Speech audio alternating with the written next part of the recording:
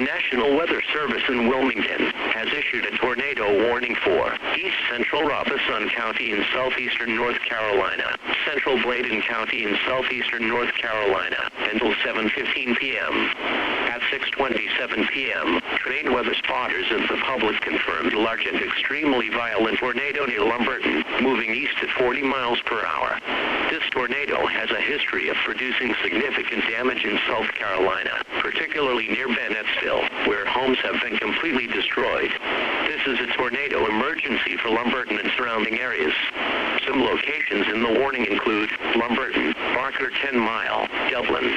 In addition to the tornado, this storm is capable of producing 2-inch hail and destructive straight-line winds.